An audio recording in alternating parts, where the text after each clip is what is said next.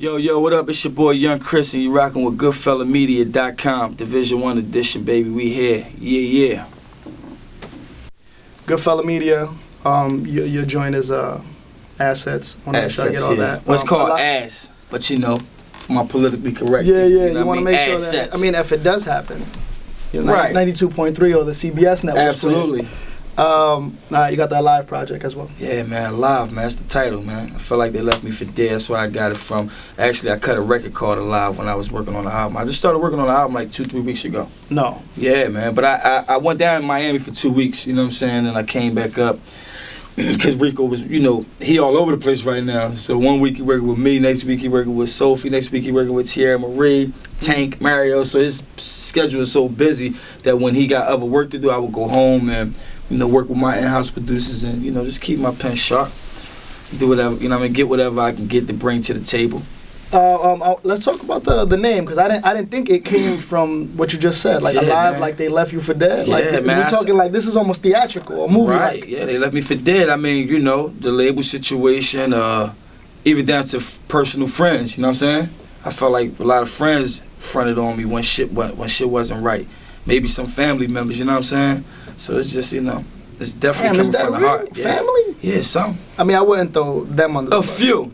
I won't throw them under the bus neither, but you know, like I said in one line, I was like, some showing this new record I got for the album. So I'm like, I don't hold grudges, but fuck, I'm paying all y'all back. You know what I mean? Like Brian against Atlanta. I know I said like Vic against Atlanta and Brian against the Cavs. Yeah, I should have took care of what y'all had. Yeah, you're right. You know what I'm saying? We're talking about where you at right now, this second, with Alive. Can we discuss when you started seeing that people were leaving you for dead, or where things weren't? I mean, because you know what's crazy is like you know how you always make that basketball a musician comparison. Yeah. And it's like, yo, this dude was part of the Fab Five. You know what I mean? Like he was part of something so young. It was almost too young. Right. Yeah, and it was like I actually seen. Did you get to see the Fab Five piece on ESPN? I seen some of it, but I'm going to go look for, because that shit was looking good, man. I actually got the link to the movie. Yeah, I need that. It's like a good piece, man. But actually, it's a really good piece, and I never forget. One of the players, part of the Fab Five, one of the more non-named dudes, he was like, "It's crazy because no matter what I do to this day." People always bring that up. You know what I mean? Like, I could be at the peak of my life and people always bring that up. Right. So, I mean, I'm sure every interview you've done at this point is always like, yo, so what's up with the big homie Jay? I mean, yeah. Not that you want to move past that, but at what point Listen, it's like... To me, it's cool. It's cool. That's my history. Can't erase that. It's great history. And I still mess with Jay to this day, you know what I'm saying? So it's like, there's nothing that I don't want to speak on. You know what I mean? We good, man. I love to speak on Roc-A-Fella. Every time I'm gonna write a book, man, put out a movie about this shit, you know what I mean? Wow, if people keep asking for it. Yeah, we need that, man. A book and a movie. There's only a few people that can do it. So, you know. Now, if we discuss that time, we'd have to say that you were like the C-Web of that team. Yeah, man, it was, you were spearheading, and I never forget it. Everybody would always say, yo, wait until Chris drop. Or Jay would be in his interviews like, oh, when Chris drop, it's going to be over. Yeah, that's why I got the whole solo idea from him. Process of Brothers from Another, he came to me like, yo, up next, that solo project up. You ready? So we on baseline, me, him, Guru, just us three. Just randomly, yo, you ready for that solo project? How does that feel? Wonderful. Because I'm like, wow, where'd that come from? You know what I'm saying? I just did Brothers. We in the process of Brothers from Another. He said, you ready for that solo? I'm like, wow, okay. So coming from Jay, I just started working on it right away, man. Immediately started putting out freestyles by myself. And Neef understood it. You know what I'm saying? He definitely understood it. Because, you know, like I said, that was when we first experienced the hit. And Roc-A-Fella started splitting up, and we would be home more than usual. The phone calls from the promoters start slowing up. Yeah. You know what I'm saying? This shit get real. But I never got discouraged to the point where I felt like, yo, this shit is rap, man. Fuck this rap shit, I'm done with. Nah. It was frustration moments, but I always kept it going. I would take them frustration moments and turn it to positive energy, you know what I'm saying? Go turn that shit into a record in the studio. So I always use the negative energy for inspiration, you know what I'm saying? Rightfully so. Absolutely. Now at those moments of divide, because you could see with... like I said, I'm a student. I'm a hip-hop buff. You know what I mean? I've actually researched to the point where I know knowledge as if you know, you and I knew one another. And I could tell at that time that it was like, especially Neef, you can hear it on the records. Yeah. You don't need to watch the interviews, you can hear it on the records. Right. Especially with guys that have that reality flow rap like you. Right, we pour it out, whatever we go through. And Neef was saying on songs like, I'm going back. Like, yo, you keep doing what you're doing. Right. I mean, not knocking this, but the money is here right now. That's right. And my connect is only going to turn stale if I don't go visit him soon. That's right. You know what I mean? That's right. At what point did you say, this is it? I'm going to stay with this. Right there, you know what I'm saying? Like, that's the lifestyle we come from. Like I always tell everybody, we don't, you know, put the shit out there to the people, like glorify the violence, none of that shit. But I always verify, you know what I'm saying? Because, you know, that's why I can't escape it. It's like Roc-A-Fella history. That's my history. I can't escape this shit. So, of course, we got people around us that's still doing the shit, you know what I mean, 24/7, that we trying to help get away from it. Yeah. You know what I mean? And when I go back and be around those guys and, you know, see what they go through, it's just like, I know what I want.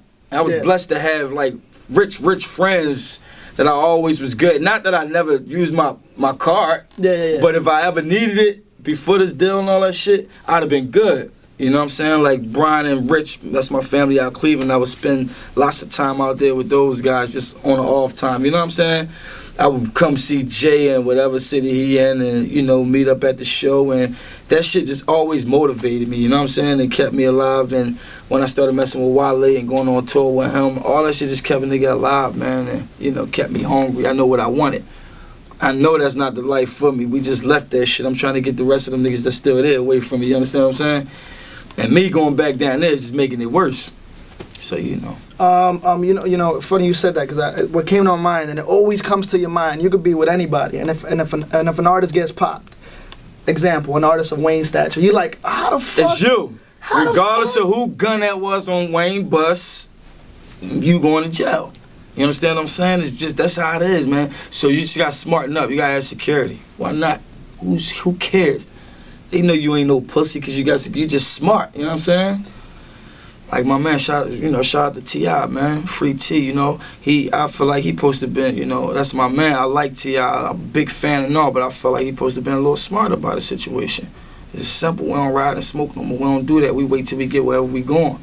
You know what I'm saying? I mean, obviously T.I. You don't get them no probable cause. You know what they want to do to us. So you just gotta try to avoid as much as possible. But he a good dude, man. I think, you know, hey, we all make mistakes, you know.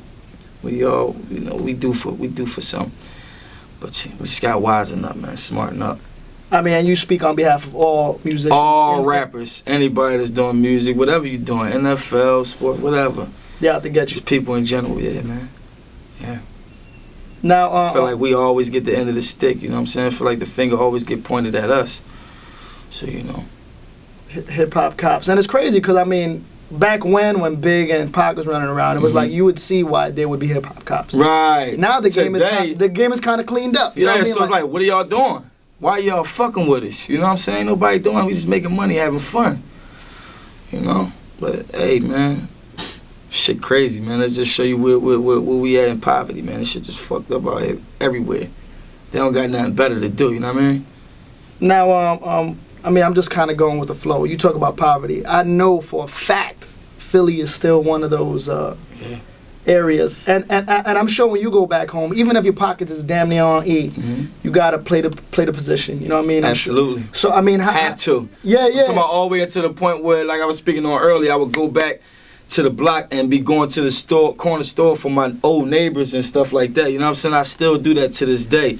All the kids on the block giving out dollars and ones, you know, making sure me and my friends eat. That's all that. You right. That's how I go, man. You gotta. My circle's small. I ain't got too many right now.